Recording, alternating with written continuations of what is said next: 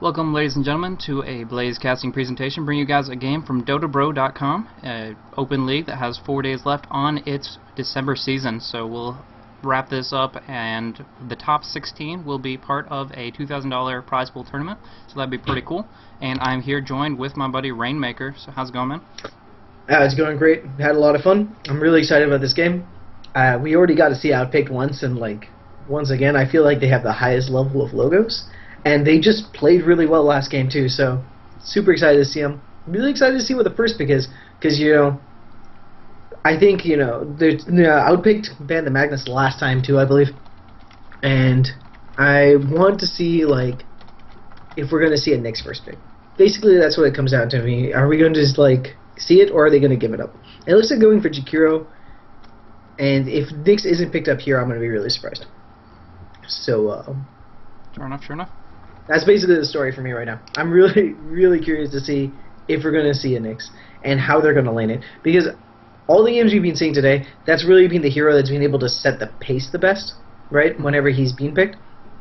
And I've just been watching a ton of games recently where, even in the professional scene, he's just able to completely dominate a game. Yeah, very effective indeed. And they're actually going to have the Nyx first pick coming on out, so that'd be pretty good counteracting the Jakiro. One thing that I was kind of thinking about the 6.77 changes is that Ice Path rank 1 in a tri-lane situation, it's nice if you can hit multiple heroes, but for a single out, unless it's setting up some major disable, like a Lina Light Strike or something like that, or Less Shock Stun for that matter, the 1 second stun 25 damage, it's kind of pitiful, compared to Nyx especially. You can compare that directly to a relatively easy to land Impale. Of course, my webcam blocks my vision of that, but it's going to be a 1.27 second stun duration with an 80 damage, so that's going to be very, very effective. Interesting to pick up the Templar Assassin. Of course, they want to secure their mid lane and be playing effective in that manner, but usually you see Bounty Hunter or something else to secure the off lane more often than picking up the mid and the support, but obviously that kind of makes their lanes rather transparent. Nyx Assassin will most 100% definitely be played as a supportive hero, and go in that, hopefully tri-lane versus tri-lane, because I just think that's the most interesting way to play it, but the Bounty Hunter is a really good pick. Gunrunner's Academy, picking up the Bounty Hunter, great to counteract the Vendetta and Meld of Templar Assassin, and of course just being a great hero overall with the track gold. No longer reduces armor, but gives vision, gives mobility, and kind of just changes the pace of the game momentum-wise to really put things in your favor. Yeah, I'm curious to see who they're going to be trying to go and pick up as a mid against this TA. I feel like TA, might not accomplish as much in team fights as a Cooperate. She doesn't quite have the AoE. And, not quite... but the thing about TA is you're just so dominant in the lane. Right now, Gunrunners is shut out. They can't pick. They can't really pick Storm easily. They can't pick Invoker. They can't really pick a Quap even. Quap Fair is okay against TA, but the number of heroes they can play right now have been diminished considerably. I completely agree with that. That's very, very accurate.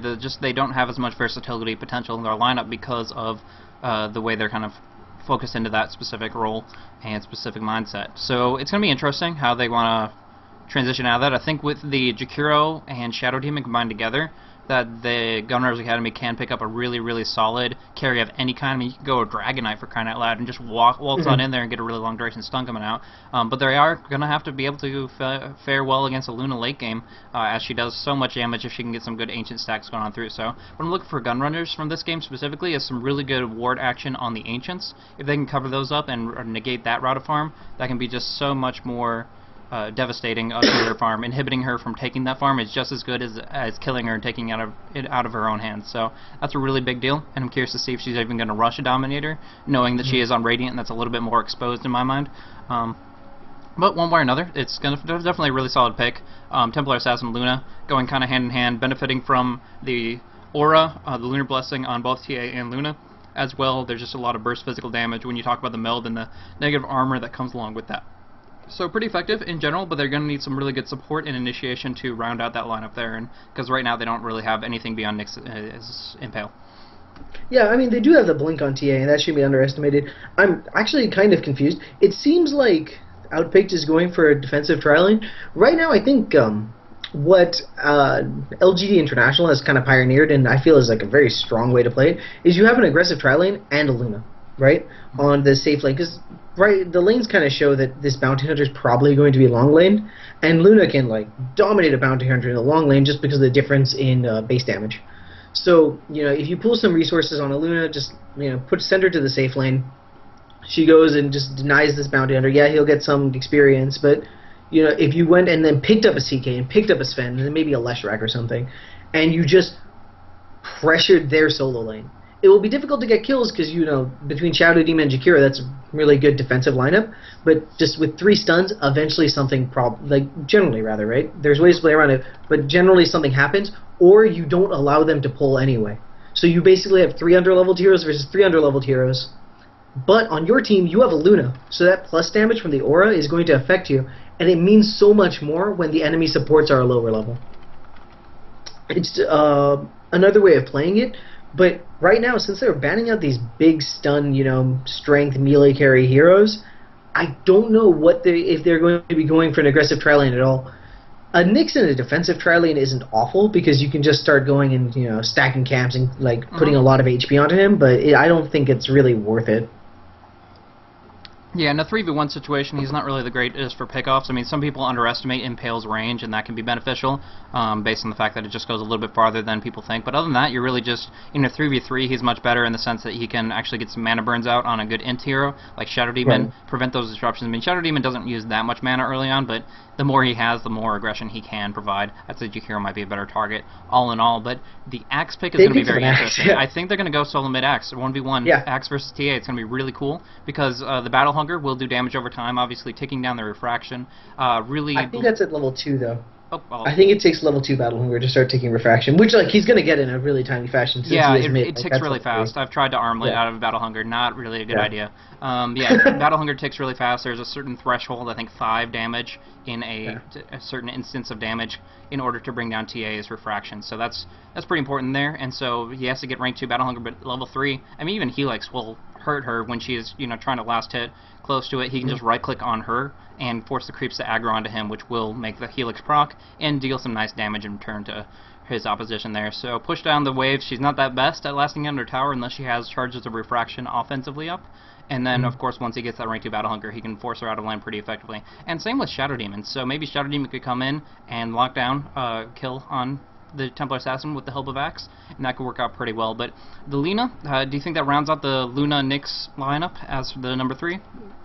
Yeah, I mean, if they're going, I think it's kind of wasted to go and put the Lina and Nyx on a safe lane and just kind of farm them.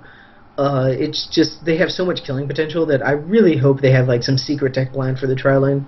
Another thing to note is between the Bounty Hunter's track and the Axe's Battle Hunger, they can just face charge, the Outpicked lineup, because the amount of move speed they're going to be getting, and I'm going to assume that one of them picks up a Django, when they just charge in, even Luna, right, who's normally going to be in something like Tranquils and a Drum or something, right, you're going to be able to catch up with her, and you're going to be able to, slam, as it were.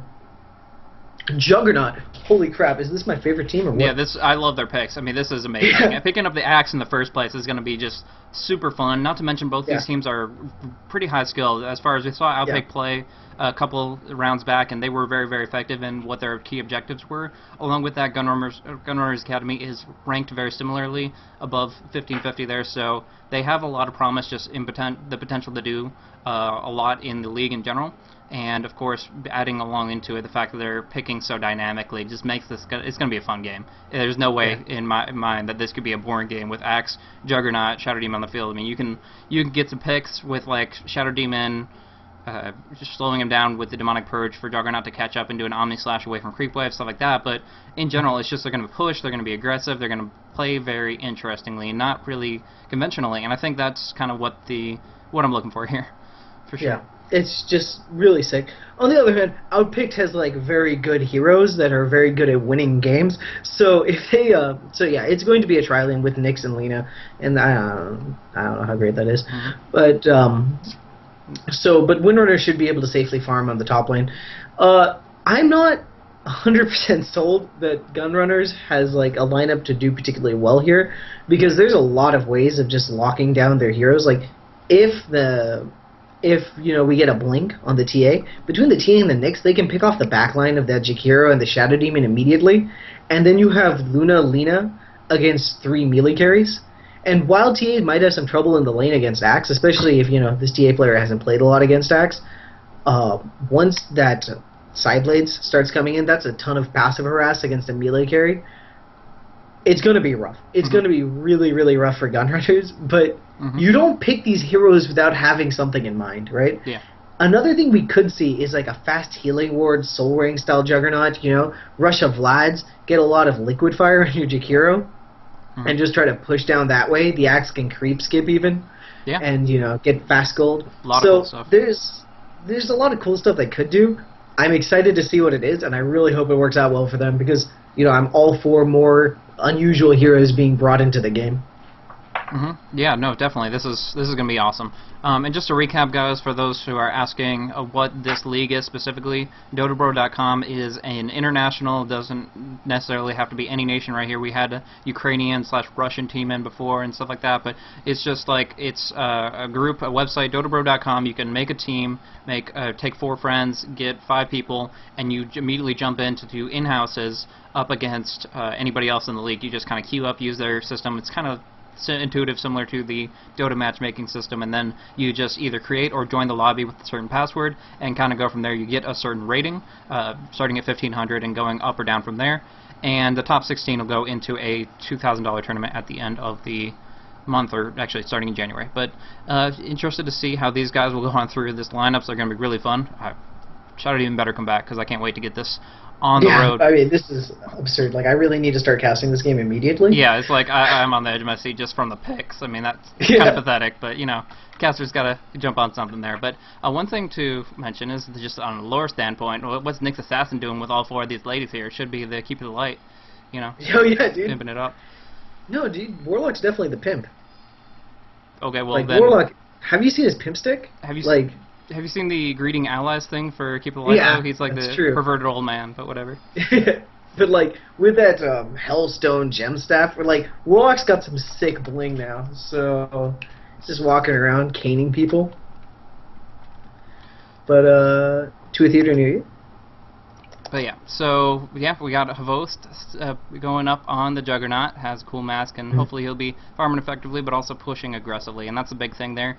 Shadow Demon, I kind of didn't mention as well, but he's really good in lane with Juggernaut, starting off with that disruption, maybe a little bit of path block from the illusion, and then following it on through with that a ton of damage coming out of that spin. I mean, Blade Fury is one of the more effective early game abilities just based on the fact that you're immune to magic. You really can't get thrown off your groove very much by like a Light Strike Array, a Shackle, a Loosen Beam, anything like that, and you can deliver a world of hurt with that increasing magic damage that just goes on continuously. So very, very nice, and along with that, really the only thing he has to worry about until later on in the mid game when you have to worry about everyone, but until then he just has to worry about physical damage. So we're talking Vendetta, we're talking Meld, we're talking things like that, but other than that, not too big a deal, and he's going to be able to play rather aggressively and hopefully use that healing ward rather effectively to push up. I mean, if you look at Jakiro's potential to Liquid Fire, we were already talking about creep skipping, but if you look at Liquid Fire and healing ward alone, those two can push up very, very, very, very effectively. So we'll see some action there, and I think they want to push this game to be ended sooner. Although Juggernaut with his crit is a decent carry, he's not like a super hard late game carry. He definitely starts falling off after about 45 minutes. Once he gets some great items, Luna will definitely be able to out-carry him if she gets more. So that's what they're, especially with the fact that Templar Assassin can probably play the number 2 role quite a bit better than, let's say, Axe. But along those lines, we also mentioned that there's not really that much initiation on Outpicked's lineup. The Nyx Assassin is what they got to start off with. The Light Strike Raid needs some setup, so unless we're seeing some Light of Heaven Shackles, it's hard to say. But we do have both teams fully reconnected in, and hopefully we'll jump back in to the action in just a moment. But for those guys who do not know me and just tuning in, this is Blaze Casting and Rainmaker casting up some DotaBro.com games. So hopefully you guys enjoy, and good luck, have fun indeed. Yep. We're not going to pause, man. Anyway, so the other thing here is I think there is actually like a timer on... wait, I'm going to give this guy some tips. You can equip changes... Okay, well... Anyway, dude, like, you gotta look good. Man, hey, player loadout. So strong, you know? Whatever. But they have about 25 minutes to kind of close out this game, because Axe, like, unless he goes super, super big, he's going to have a very, very hard time getting, like, once it gets a little bit deeper, he's going to have a very hard time dunking, as it were. And while there are, like, squishier heroes, like Lena is fairly squishy. The Windrunner won't get a ton of HP. They're not like terribly, terribly squishy heroes, right? They're going to be getting bracers. Windrunner, generally gets some sort of plus stats, maybe even picks up the mech here. So it's going to be hard for him to kill them once it gets past, 25, 30 minutes. Sure enough. So that's that, and pretty much it's just they want to put pressure out. They don't want Luna to be able to free farm up, especially using the glaives against stacked creeps is going to be a big deal. So Outpicked is going to rely a lot on their support of heroes, Lena and presumably Nyx, Nyx and Lena to stack up aggressively in not only their jungle but up on the Ancients. Maybe even Windrunner can pop down there every once in a while and stack up Ancients and try to get some aggression out of that, because as soon as she gets some armor, some lifesteal, and her glaives up to at least rank 2 if not 4, then she can start putting out a lot of creep kills and yeah, farm it up. But I will mention that the last time we casted these guys, Luna was the person who's playing Luna. We called him Bounty Hunter because we didn't really know how to pronounce his name, but the fact of the matter is he wasn't playing carry beforehand. Follow Me was playing support, so they're kind of mixing up their roles, and I like that dynamic aspect. I mean, it just comes down to player preference and how they mesh with the hero more so than the mindset, but of course they might not be wanting to play AFK Rice Dota if they're an aggressive player like Bounty Hunter. Yeah, I think, it's really cool to see the players just, able to switch up roles and do whatever, but I think that we're not going to have a lot of... I don't think this is going to hurt them that much. There's some carries, like if they picked a Razor or something like pretty untraditional and tried to farm that, I'd be like, there might be some trouble there, because if you're not a general carry player, you might not be used to that animation or whatever. But it's kind of hard to miss creeps with Luna. That she just gets so much damage. He's in a protected lane. Like, he's going to have the Lena and the Nyx zoning for him. He's going to have a fine time. And when, Luna is one of those heroes where you can be really aggressive once you pick up a BKB and drums, for example. So I think it's going to be A-okay. They should be able to do fine there. So although we've already introduced the Radiant lineup, we haven't really gone over the Dire. So real quick, as the creeps are about to spawn, I'll just talk about who the Shadow Demon is played by. The Equilus, I guess we can go with. It's kind of hard to say. Prequel, whatever. But Skivrinity is going to be on the Jakiro. Havos, we've already highlighted on being the Juggernaut player. Then we do have Aid on the Axe. Finally, we do have Alcor on the Bounty Hunter. So, yeah, interesting lineup they got going on here. But Shadow Demon is going to start off with a nice haste rune going on through. In my mind, he could probably put out some aggression on the Templar Assassin with a nice disruption, but just going to play it safely and go up to top lane where there is literally nobody here. Windrunner is too afraid. She's going to go... We kind of they might be doing mid pulls. Yeah, they might be doing mid pulls. I think that's exactly what they're looking for. They have the power shot already, so they can burn down the trees. They already actually cut down this tree, so you're absolutely right. All they have to do is cut down these here, and once they finish those off, then it's going to be no problem at all. Pulling at the right time, though, a little bit late. I have to pull it at about 5 seconds, 7 seconds, somewhere in there, and unfortunately just not the right timing of it, especially with the lower movement speed, 320 speed ghosts. She might as well stack now, though. Yeah, exactly. She'll stack it up, and that'll be effective enough in of its own self, and they won't know what's going on until it's kind of too late. So they're going to try to deprive Axe of experience. We already talked about how important it is for Axe to get level 3 up against the TA, and with that, if they can deny a couple of creep waves, that'll take that much longer before refraction is ever going to be in jeopardy there. So it does cost 100 mana, so that's something to keep in mind. But now Alcor just kind of maneuvering around the bottom lane, not really able to prevent any kind of stacking, but we do see right now Sentry Ward on top of range creep. Oh, never mind. I thought it was ward on ward for some reason. But anyways, so right now Alcor has to be very, very careful, because if he is in vision range at all down on the bottom lane, he's going to be caught out, and he will be feeding first blood, which is not going to be really what he's looking for. Generally speaking, when I play an off-lane solo, I try not to feed first blood. It's a good endeavor. That's the caster's insight of the day. But I think this Shadow Demon, he should go and be stacking this big camp here.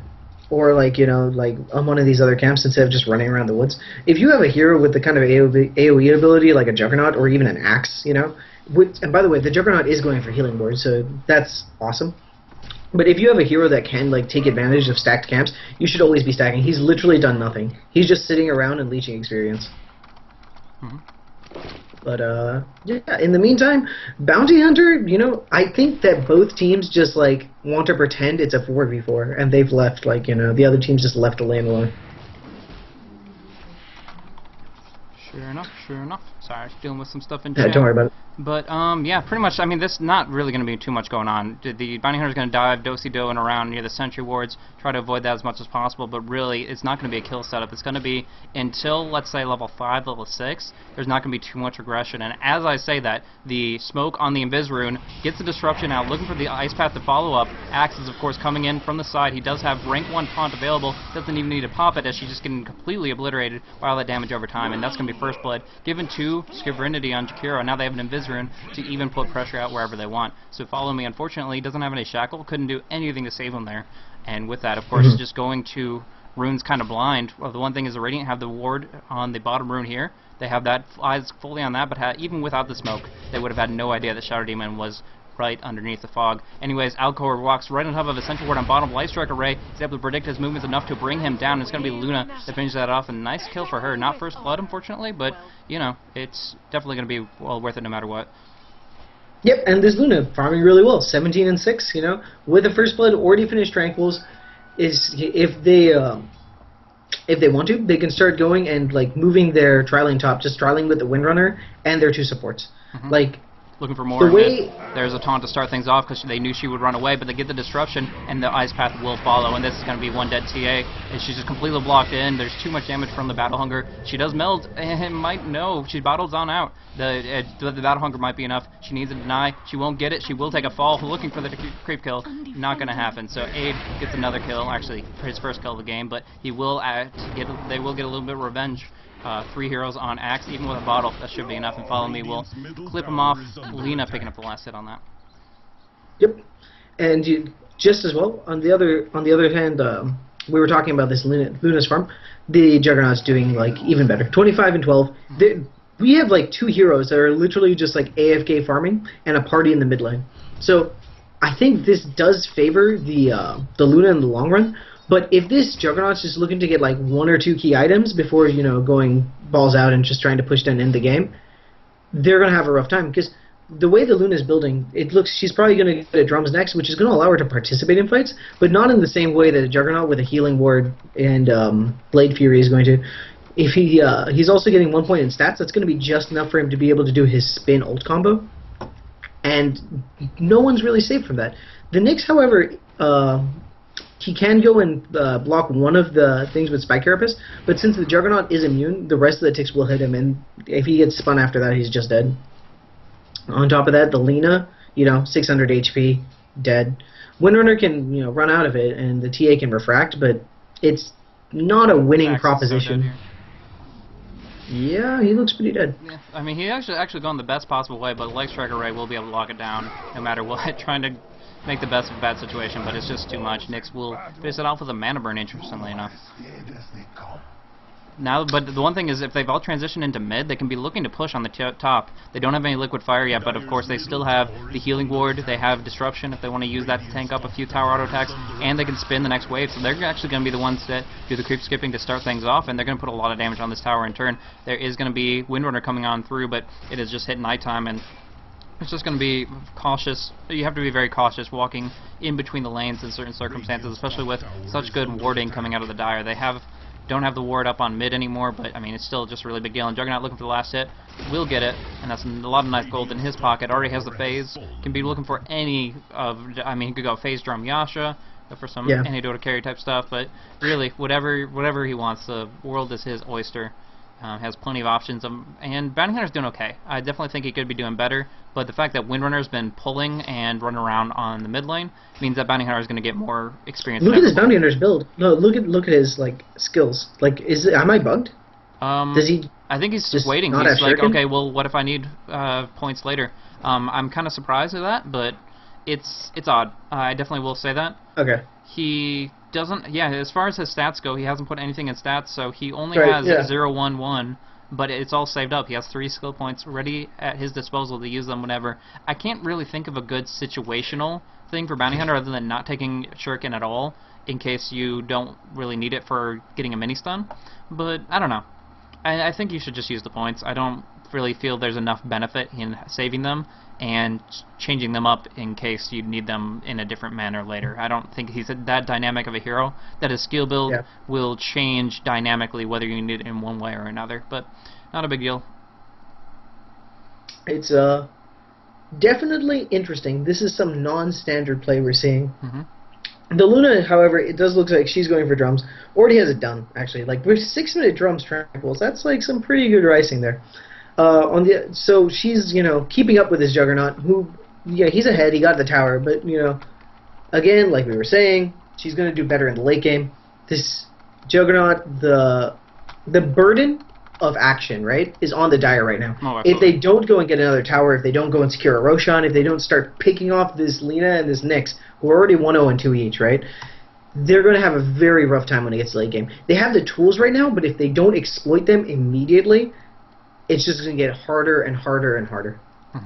They really need to kill this Luna and Nyx, though. Like, Lina and Nyx, because once they start hitting level 6, it's going to be impossible for this. If they hit level 6 before the Shadow Demon and the Jakiro have, bracers up or something like that, the backline of the Dire is just going to get bursted down immediately, and then it's 3 melee carries, like, it's going to be awful. Yeah, exactly. He was actually looking for an Omni Slash on Lina. He actually could have brought her from 300 HP to none if he had gotten that off, but got fogged out, so not a big deal. Just the pots coming out, that might have been fortuitous for her, or for potentially the Juggernaut, but one way or another, they walk their separate ways and nothing is expended in the process. But yeah, I definitely think that it's definitely important to lock down the Nyx Assassin. The fact of the matter is, once he gets some really good ranks in the Spike Carapace, there's a lot of damage sources that you don't necessarily have control over on the Dire. Shadow Demon, his illusions will stun the main Eridar. Along with that, the Jakiro going out with his Macropyre, all Nyx has to do is walk right across that. And of course, Axe with his Battle Hunger will be taking overtime. Spin from Blade Fury, same thing, so I guess that won't really matter because it won't stun him. Yeah. And neither will Omni Slash. But the fact of the matter is, 3 supports have damage sources that are have limited control over.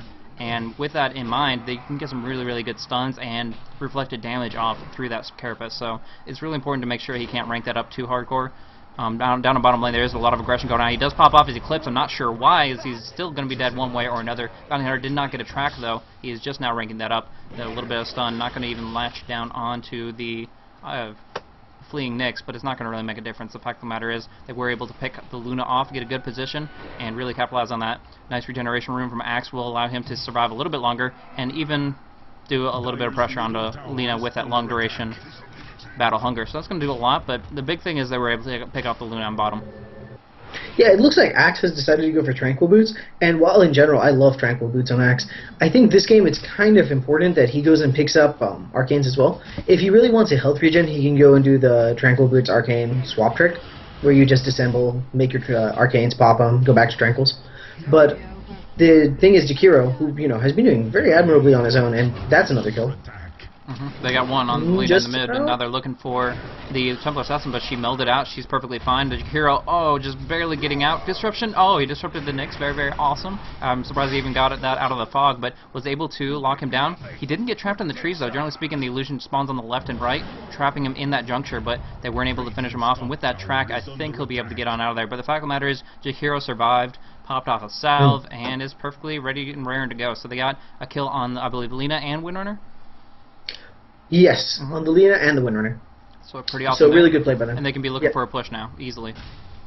Also, one thing to note, we're gonna have a Lothar as Juggernaut, by the way. Awesome, awesome. And that is actually a surprisingly good build. Just the move speed increase and the fact that you just get around the map. You put a lot of pressure on their supports to constantly buy sentries, which they have to do because of the Gondor anyway. So it's a little bit of overlap. You let them double up on the goodies, but it just is a lot of damage, and the increased attack speed is super relevant on Juggernaut because he can get those additional slashes in during his spin. So with that tower, he's like 500 gold away from it, and it might not be the item that I would have gone for in this situation, but I'm excited to see how it works out. Yeah, I mean, there is, like you said, a little bit of redundancy, a little bit of overlap between the two invis mechanics, but generally speaking, that means you can, Blade Fury and then spin, and if they're not detecting you, you can just do tons of damage to them with no recompense, and they can just, do a lot of aggression, a lot of pain delivered, and really, it just forces the supports to buy more detection, do a lot more things that they would prefer not to on the back end. Like, Nyx can be a very, very strong hero if you can pick up some early utility items, maybe a Dagon for a little bit of burst to bring somebody down, or like a Necronomicon could be extremely, extremely effective, especially with how much AoE damage we were already talking about that they kind of have to deal with. Nice impale, might save up the Templar Assassin, but he does have haste. Oh, he's just going to fall back. But yeah, no, it's just, I think that by forcing out even more detection from the supports, it can be extremely effective, and he's not really going to be relying on it for escape. They want the pressure, they want the momentum to go in, so they're kind of going all in on team fights. When they start initiating, they want to stay in the fight, because they're not going to outrun a drum, Vendetta Nyx that's going to stun you, etc., etc. So, and Luna has long-range Lucent Beam, stuff like that. So when you start falling back with GRS Academy's lineup, you start losing the fight. So you really just want to go very aggressive, go all in, go high pressure, and try to get some kills. And speaking of which, bottom lane is Lina is completely out of position. Doesn't know it, but there's a little bit of dramatic irony put in there. Light Strike Ray dodge up by Alcor with that bonus movement speed, phase, and track, and with Shuriken and a little bit of damage over time, it will be a kill for the Jakiro.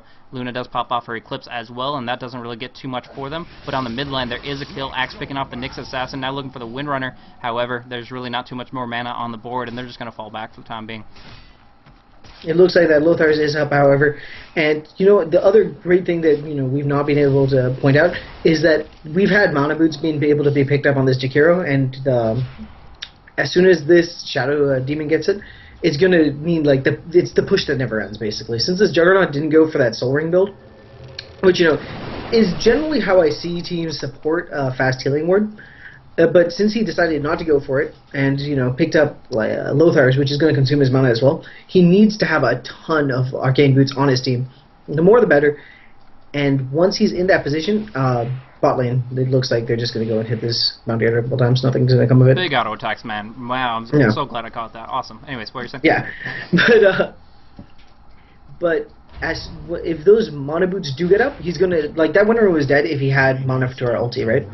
But if he doesn't get it, they're just not going to be able to do anything because again, he kind of falls into Nyx syndrome. Like he's better at not being a melee creep, but if Juggernaut doesn't have any mana, he's a melee creep.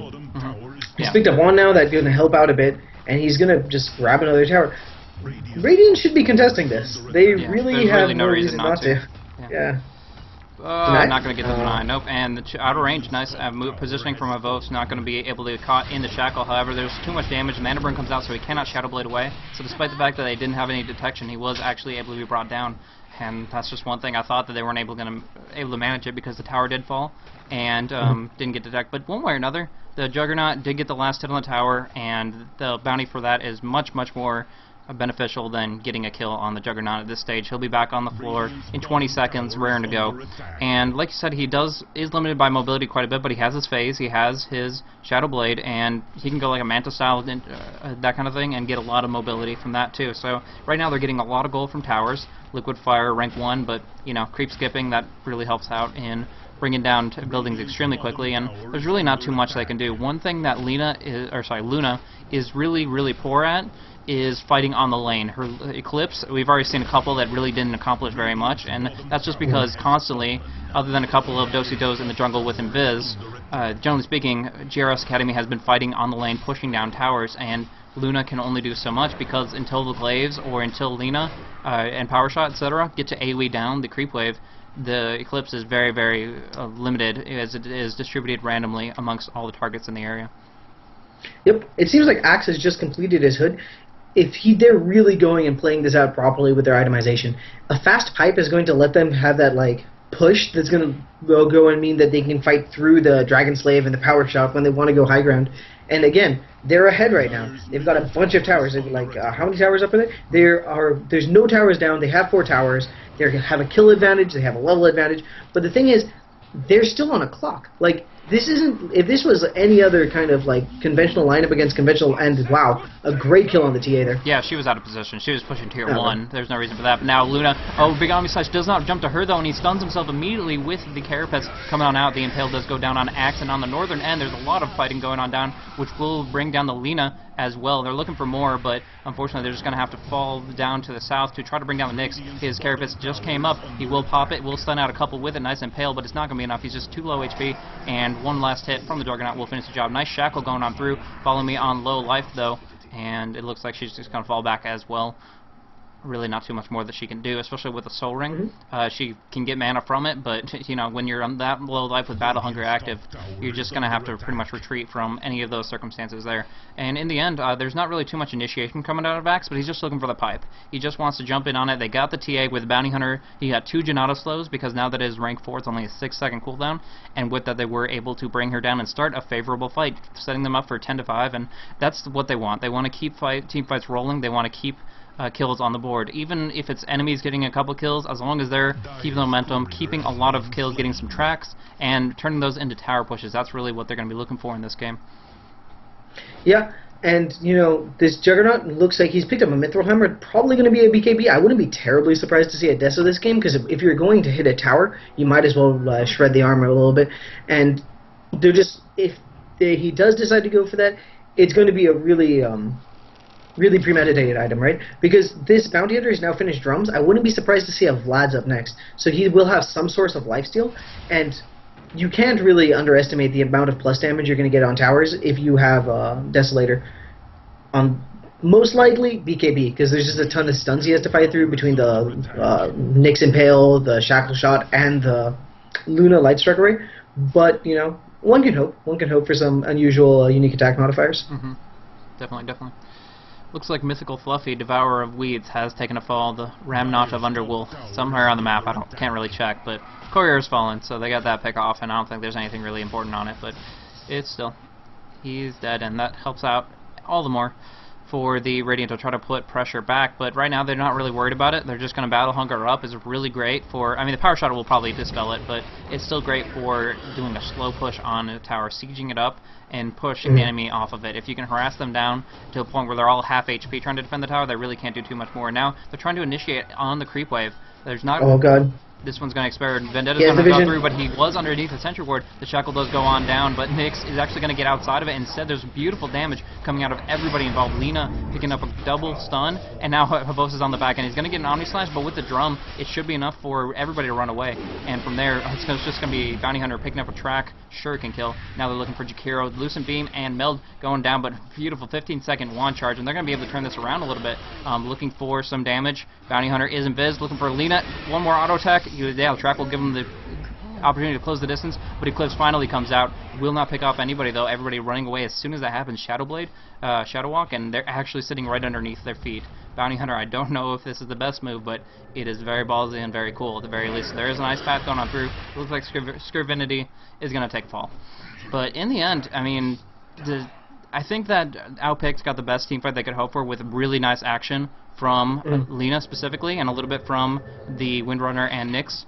And it worked out pretty favorable, bringing down that axe really quickly, but they could only delay his pipe. In 500 gold, he's going to get it one way or another. So in the end, it definitely worked out, and it definitely was the team fight they needed, but they got cleaned up pretty effectively with a couple track kills on the board. Yeah, I think it's really important for this point for this axe just to go, wait a little bit, and finish his pipe. Because if he doesn't pick it up, if he had picked it up, that fight wouldn't have even been close. They just wouldn't take damage, you know? So it's important to wait. It's really important to wait right now, and though that's kind of against what their lineup generally wants to do, in this particular instance, it's the best decision. It looks like Axe is about to get picked, though, and he's going to be super sad if they decide to go on him. I don't know why this Nyx isn't being a little bit more aggressive. The Axe is about to walk into the Luna. They could have probably gotten a kill there. But instead his pipe's done. Man, so TA has finished Blink Dagger. She's going to be able to be a bit more aggressive now. The best thing they can do, because it basically gets her out of the range of the kill zone. She's against 3 melee heroes, right? So she's not always going to have damage on her. There's no Radiance to go and get rid of that, to go and keep her Blink on cooldown. So she's going to be able to kite a little bit more effectively, use the traps to go and slow down this Juggernaut from just face rushing her team. But that's all useful, but it doesn't increase her damage. And right now she's not doing a ton of damage. If there is a mech pickup, the Buckler's already finished on the Jakiro. He's finished the headdress, and if they're able to go and get the mech on within the next 4 or 5 minutes, it's going to get more and more difficult for the TA to be useful in fights. There's no more minus armor from the Bounty Hunter, but they can still take her down quickly enough. and now they're looking at Roche down the Dire, have done some decent amount of damage into it, but the big deal is the healing ward. Axe has plenty of armor up his sleeve, and of course a large HP pool as well. He has a lot of HP regeneration with that pipe. So all of those things added together, Tranquil Boots, he's going to be able to tank this up no problem at all, and they're going to be able to get a free Aegis the Immortal, and that's just, yeah, awesome to have at this stage in the game. Golden experience. And meanwhile, Alcor is really putting just the fear into Outpicked. Honestly, they need to put a little bit of fear back into him. They need to drop a Sentry Ward, get a quick pick off with 3 stuns on top of him, and make sure that he can't just constantly roam around, track up, because right now he's just getting the pick of the litter as far as, oh, do I want to two-shot this support, or do I want to set up initiation on this carry? It's just like, he gets to do whatever he wants, but right now they're... Great on me. Just free kill on the Windrunner, and that's his Desolator. He is, in fact, going for Desolator. So this next push is going to get really, really hard. We've got Pipe Up, we have a Desolator. This tower is going to get, their armor's going to get shredded. They're going to do good damage. I wish this Gondor had gone for a quick Vlads. He decided for the Urn instead. Another great pushing item. Don't get me wrong, it's a great pushing item, but I feel like you can get an Urn on the Shadow Demon instead, who looks like, he's trying to tank up with a Bracer, but if that was an Urn, and Gondor had been able to get the plus damage and the lifesteal, especially for the Juggernaut, it would be just a little bit more optimal, right? Yep. Luna's able to get a pick, and that's not very good. They really wanted to be pushing right now, and that, not having Liquid Fire is going to push them back. They are, however, just, 700 gold away from the mechanism, and with this tower bid, which I don't think they can really contest, that's basically going to be a mech on the Jakiro. Great shackle, though. Disruption goes down onto Follow Me. They're putting the Demonic Purge in as well. The Windrun will make sure they can't get Janata up, but pretty much that's all she wrote. There's forcing them back so that the damage from the Desolator allows Havos to get that last hit on the tower and fall back from there. That's what they wanted. They came, they saw it, they conquered it, and they're just going to walk away from there. Meanwhile, Axe just continuously, relentlessly pursuing on this Luna. She has an amazing amount of movement speed with Drum, and 300. She's sitting at 368 right now with that Tranquil Boots, but I guess they're technically muted for the time being as he's taking too much damage, but Axe has a lot of mobility. However, when you have 3 people that come in to counter gank, a couple stuns will pretty well lock you down.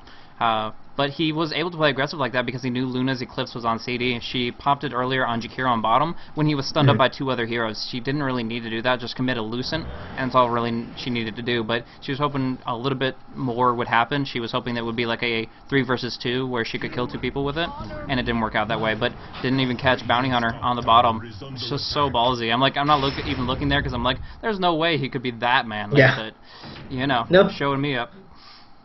And it looks like the Juggernaut himself has gone for the Vlads, so their next push is going to be really, really effective. The plus armor from the Buckler, I think they should just let this Jakiro farm out the jungle and pick up the mechanism, because that plus armor is going to be huge. The plus armor from that, the plus armor from the Vlads, this Luna is not going to be doing a lot of damage. This Luna is not going to be doing much damage at all, because BKB and Drums, it's good, and with the plus damage from Lunar Blessing, it's like, she's going to hit, but the big problem with the Luna is it's not that primary attack that's the huge crippler, it's the secondary glaive bounces, and those glaive bounces with the regular reduction, top lane looks like this. I mean, get some creep farm. Wow. Holy crap, he actually killed the Windrunner. And he has an Aegis the Immortal in the bank, so he can, Shadow Blade it up. Nice sentry at least, but they need the Impale. They don't need a mana burn. Why would you not Impale?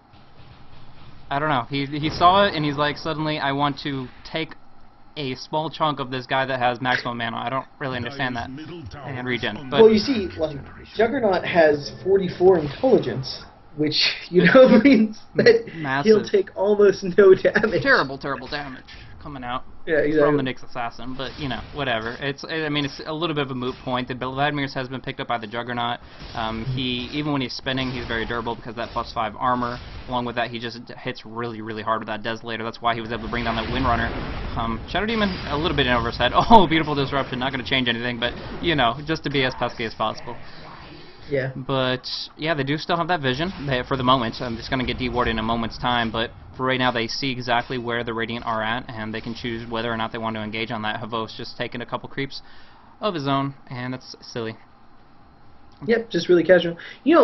One item that I normally say is absolutely terrible on Juggernaut that might not be that bad this game is just an Ags. Because it's going to let him tank up a bit, and the more time he spends, slashing, is the less time the Luna can be hitting him. So while it's, not very good, in general. In this situation, he's just putting the Deso debuff onto more people. He's keeping himself out of the fight for as long as possible, and he might get a free kill. Like on the Lina, on the Windrunner, like he could just one combo them. They're pretty low HP heroes. One thing, I agree with you in the sense that he can stay in the fight longer, he can Omni Slash and just do that much more with those effective ultimates, but two things that they're going to be trying to force a push up a ramp pretty soon, going up against tier 3 towers. There's going to be creeps involved generally, and unless they time it perfectly, it's going to be a big issue. But a nice team fight going on through. The Eclipse will mostly hit on creeps, but a little bit of damage. Havos jumps in, immediately destroys Lina on the back end of things, and now is going to be looking for Templar Assassin as well. Does spin out, and with that, Blink Dagger will not come off cooldown in time. Not sure why she didn't just walk down the cliff, but, you know, that ends up happening. But on the back end of things, down near the tier 2 tower, there was a beautiful shackle preventing him from escaping with his life, so he's going to pop a buyback, but Alcor picking up a couple track kills for his trouble. Now up on 4 earn charges, he can really do whatever he wants, and with the Juggernaut coming on in, he actually TPs on top, and he's like, oh, you know, time to farm and cover that kind of stuff up. So that's interesting, but pretty much what I'm... To be honest, sure. Yeah, I think that's actually the right decision. One thing when people buy out they buy out, it's so that, you know, Roche is back up in, like, so he'd be back up before Roche, right? But he wants to go and keep his, like, XP going. He wants to go and, like, pressure top some more. And it wasn't like the fight was really continuing bot. Like, they're going to have this tower whether he shows up or not. So he's just kind of, like, making back his investment here by going top. And I think that, you know, he's probably gone and, like, he's made 1,000 gold. So he's made back his buyout, and he's going to be hitting top tower. So totally worth it. And he really didn't need to show up bot. Glyph is down too. Like, they might just lose this tower. Sure enough. So that'll help him out quite a bit. There's a lot going on in the game, so I'm just not, instead of typing it out, I'll just explain. As far as if somebody's asking about lifesteal mechanics on Juggernaut and how that applies to, let's say, his spin or his Omni Slash. The Omni Slash is instances of physical damage that occur as slashes, but if he has enough attack speed, then he will get some auto attacks in between the slashes of the Omni Slash, and those will lifesteal because they are standard auto attacks. Along with this, I might be confusing my games as I played a lot of Han like a year ago, but is it true Blade Fury, you can auto attack in between that as well? Only to magic immune targets.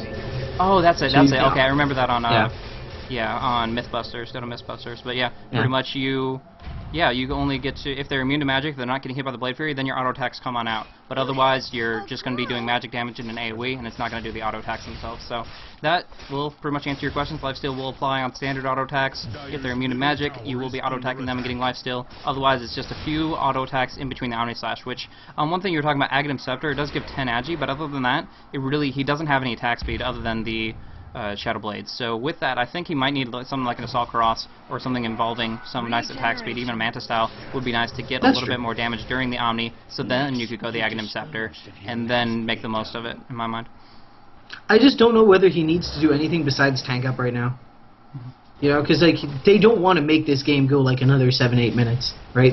I think this kind of push they're going right bot. They have the Siege Creep, they're going to have Healing Ward up. They're deciding not to pop the pipe, they're waiting for the next line of creeps. But I'd be really surprised if they didn't just pop pipe when the creeps show up and try to go for it.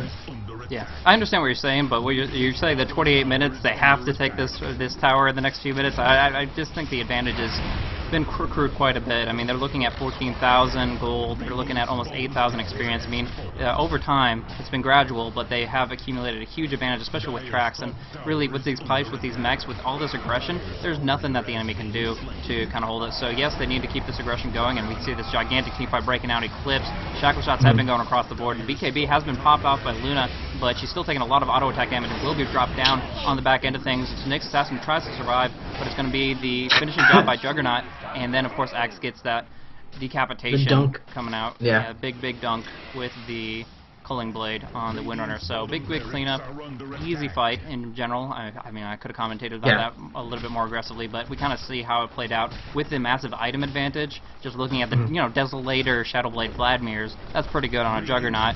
And then of course you can do whatever you want once you have that mech, that pipe, going up against a bunch of heroes that are generally level 11 to 12, 13 maybe. It's just, it's not really what you're looking for. So that team fight, it wasn't even really a fight. A level 20 Juggernaut just cleaves on through that and cleans it up no problem at all. So they did what they could, but the fight was won in the lanes, in the ganks. I especially really like the Shadow Demon Jakiro transition towards mid lane to gank up that Templar Assassin over and over and over, and Windrunner wasn't used as she could. She abandoned top lane, so you couldn't control their supports. You couldn't say, hey, you have to stay here and stack and pull or I'm going to get XP. You just tried to deny Axe experience, and instead he just got a bunch of free kills. So all in all, it worked very favorably for GRS.Academy. They played very strategically, very effectively, and they did what they needed to do. Got some nice kills, kept the momentum rolling with those tracks, and from there, Bounty Hunter had a rough time of it, but once he got going, definitely sealed the deal, and well played to GRS.Academy. Yep. I just think definitely the MVP of this game would be Juggernaut, I feel, because while the rest of his team did fantastically, don't get me wrong, he was just able to go and really just keep his item and like damage advantage so crazy high that there was literally nothing else the other team could do. Like, they just couldn't handle him. And here you can see he's spinning and he's attacking the fountain. Yeah, the building. So obviously that's not going to hurt it. So that works. And, well, I guess I'll just kind of close out with, obviously I'm still going to be casting, but Rainmaker is going to be signing off here. So thank you guys so much for tuning in for these casts here. And this has been a lot of fun to cast these games and pretty high level play from GRS.Academy. Hopefully we'll see more of them in the near future. But you have any closing thoughts before you sign off, man? I had a lot of fun. Thanks everyone for watching. Yeah, it's really cool. I love DotaBros because there's so few leagues. I feel like people who are watching, like, you know, no matter like whether I'm casting, whether Blaze casting, like, try to support leagues like DotaBros, because there's very few places where people can like just be in a pickup league and get a $2,000 prize. These days it's a little bit less amazing to think of that, because, you know, in Dota 2, like, they're pretty big prize pools, but like a $2,000 prize in Dota 1 would be like a LAN final somewhere. Exactly. So the fact it's just like some random online league, some people complain, like, you know, their site maybe isn't good, but they're like a brand new league. They've just started being active. Like, really support them, and hopefully, you know, this can become more constant. Because if you look at SE2, a lot of the small tournaments are now like have great payouts. I want that same kind of thing to happen in Dota. Absolutely, completely agree with you there. And if you have any problems with different things like matchmaking or sites or whatever, then, you know, you can give suggestions to the administrators. They'll try to incorporate that as best they can. But the biggest deal is just try to support amateur Dota and low-level leagues. I mean, this was a pickup thing. DotaBro.com was literally just two guys who had a great idea, worked on it over time, built up a website for it, and now committed a large amount of cash to the prize pool. So hopefully if we get some viewership for a tournament anytime soon, we're going to have the Bro tournament coming up in January. We'll get more details to you guys on that, and hopefully I can help out with that as best I can casting wise. But generally the big thing is getting some viewership out so they can get some sponsors and keep that kind of thing going, because that just doesn't come out of the blue all the time. So this is a great opportunity to support this, and hopefully you guys enjoyed the cast, enjoy the league, and enjoy everything about it from this point on. So thank you so much, Rainmaker, for joining me for co-casting these games. I will continue